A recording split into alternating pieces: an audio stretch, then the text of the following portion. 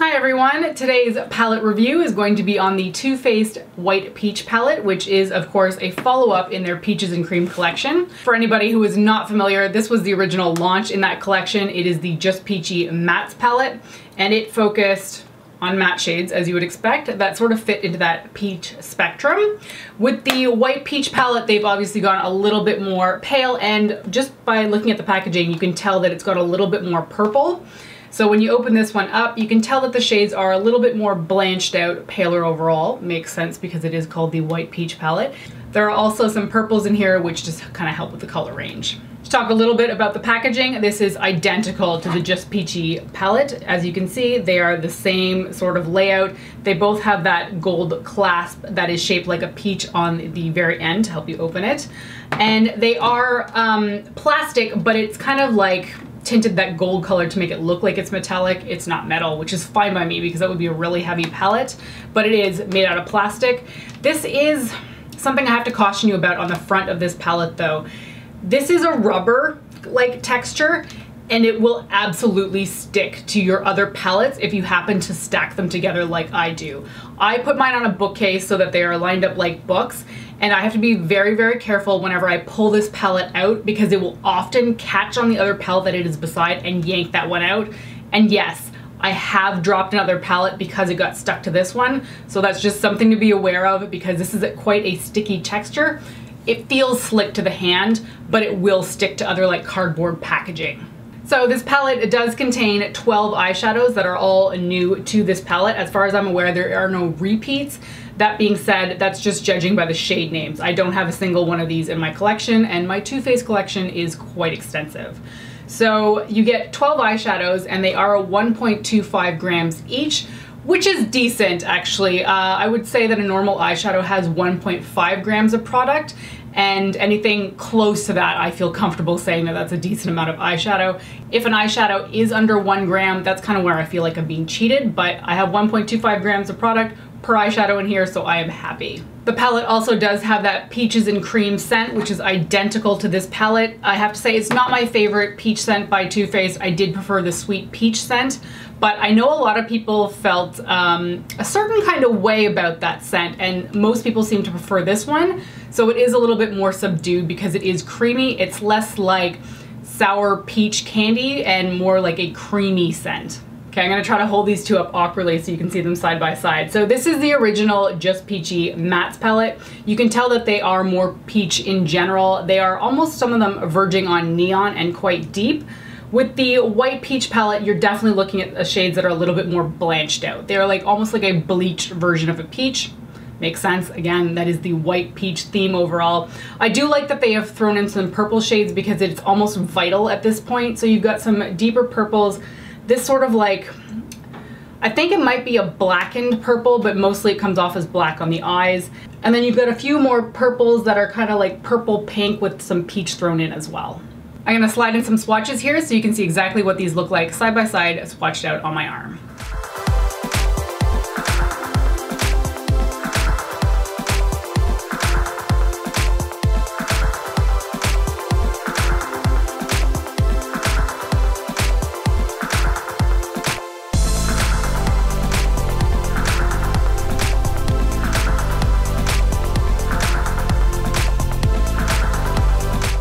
Now that you've seen the swatches, let's talk a little bit more about the colors in depth. So, Peach Cream here, basic brow bone shade.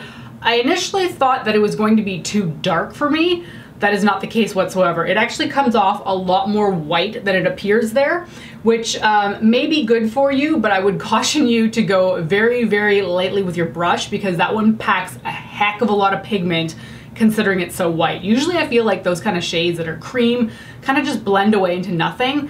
This one stays put and it's got so much color to it, which is really quite nice, but surprising. Peaches and Dreams here was a total shock to me. It looks kind of bland in the pan actually, but it comes off as a peach gold with a beautiful reflect to it. One of my favorite shades in here is Creme de la Peach, and I am wearing that through my crease today. It's one of the brighter colors in here, so I think you can see why I like it so much. It packs more color punch, which is what I really like in a palette, so I was really happy to see that one in here. This peach ice one, I didn't think I was going to like. It looks really, really chunky in the pan, and it looks a little bit chunky in a swatch too. So I was like, I don't know how that's gonna work out so well. I have used it wet and I have used it dry, and I can report that it performs very, very nicely. I have that on the inner corners of my eyes today, and I think it really helps add luminosity to that area. I have also worn it on the lid wet, and it was beautiful. This purple here, Peach Passion, quite pigmented, that's also on my eyes today. Can be a little bit troublesome to blend though. I had a little bit of issues through the crease trying to blend it into Creme de la Peach, and I felt that that was a little bit tricky, but I do like how strong the color is. I felt that that was really, really nice because purples can be a bit of a struggle in makeup. So one of the things that is so nice about this palette is actually also a problem with the palette, and Too Faced makes fantastic matte shades. They are easy to blend, the color is beautiful, but if the colors are too similar, that's where I kind of struggle a little bit because I don't feel like there's enough variety in a palette. And that's where this one kind of runs into a little bit of an issue. The shade Peach Suede, Peach Sorbet, Peach Smoothie, Fuzzy, and Sweet Fig don't have enough color variation to warrant having each shade in there.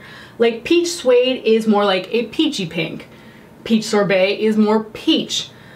Peach Smoothie is more almost leaning towards bubblegum pink. Fuzzy and Sweet Fig are kind of like those perfect mid-tone shades that you use in your crease to help blend everything out.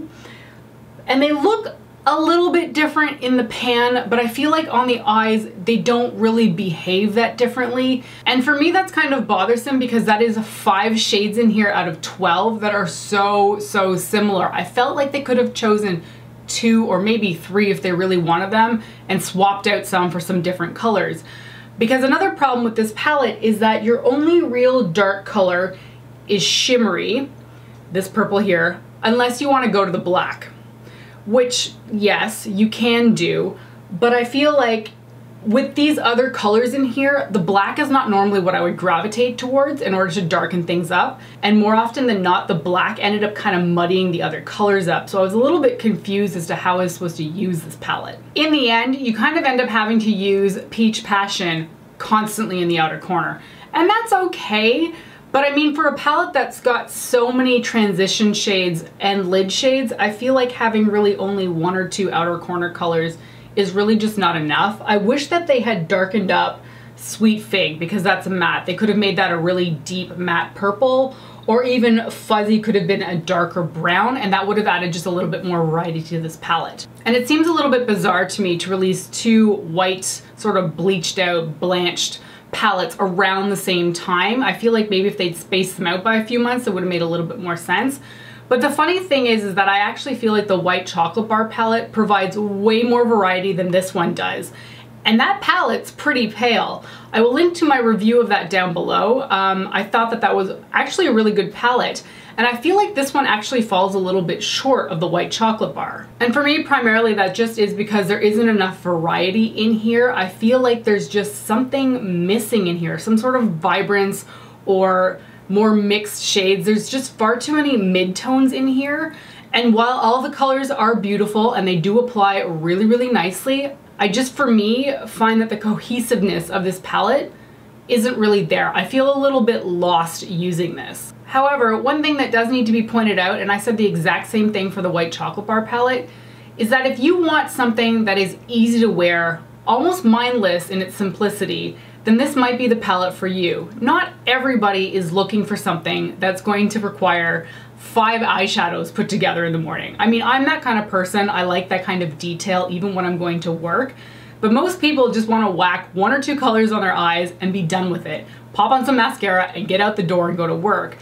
And this is one of those palettes, provided you can carry off the pale shades. I don't know how somebody of a deeper, well, even medium to deeper skin tone could wear this on the daily without needing something a little bit darker.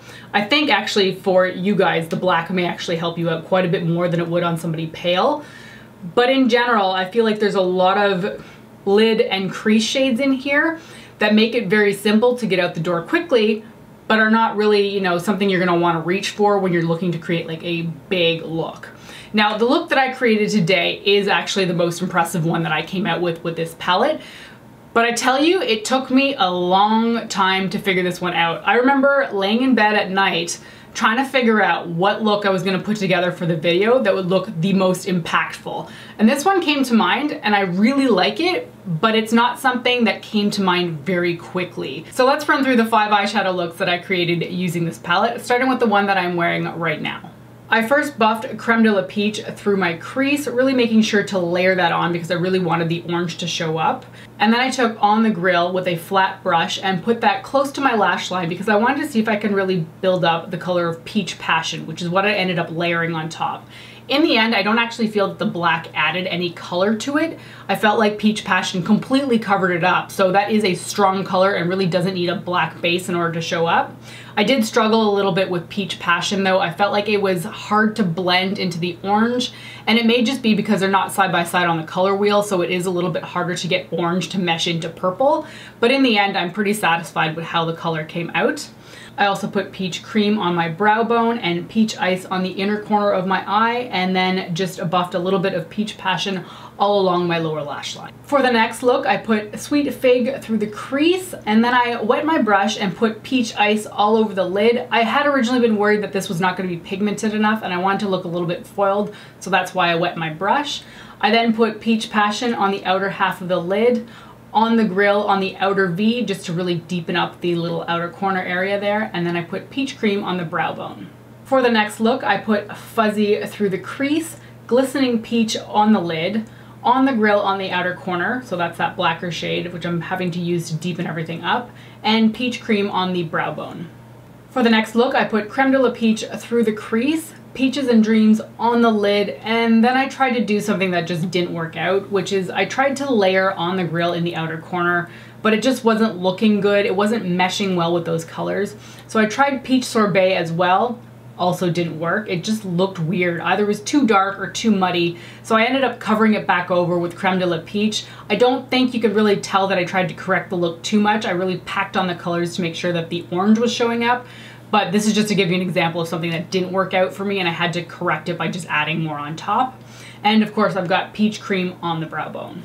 For the last look, I decided to keep it pretty simple. I put Peach Sorbet through the crease, Peach Cream on the lid as well as on my brow bone. Peach Ice is on the inner corner of my eye because I really do like that shade to open up the eye and make it look a little bit more vibrant. And then I have On the Grill on the outer corner with a little bit of Peach Passion that layered on top just to give it a little bit more of a purple tone. So as you can see with all those looks, I was pretty much resorted to using the purple and the black on the outer corner all the time. If I wanted something that was going to be deep enough, I had to use those shades. Otherwise, I was pretty much left with something that's just a little bit too pale down for my taste. And I think that's what pretty much sums up this palette for me. It's just a little bit too pale for what I'm looking for in an eyeshadow palette. I do think the colors are pretty. I think the product is actually quite good. They blend decently well. I mean, again, I had that problem with the purple, but purple is an issue no matter what palette you use. And the pigmentation is really, really good. But for me, it just doesn't have enough variety for what I'm looking for. So it's not necessarily a palette that I feel I'm going to be reaching for a lot. Now, as I've already said, if you're somebody looking for an easy palette, this might be for you. This might be in the same vein as the White Chocolate Bar palette because you just want something quick and easy to get out the door. If you are attracted to the colors in this palette, then I would get it because the quality is there. It's not like it's a bad palette. It's just for me, the color selection is not what I'm going for. I think it's pretty obvious at this point, but if I had to choose between these two palettes, the Just Peachy Mattes palette is gonna win hands down. For me, it's just a little bit more vibrant. It's more up my alley. It's got more color to it. This one is fine. It's just not necessarily for me. All right, that's gonna be it for my Too Faced White Peach palette review. Now, I'm curious to hear your thoughts. Did you think that this palette was a little bit too pale overall, or is this what you're looking for in an eyeshadow palette? Let me know in the comments down below. Thank you so much for watching, and I will talk to you next time. Bye.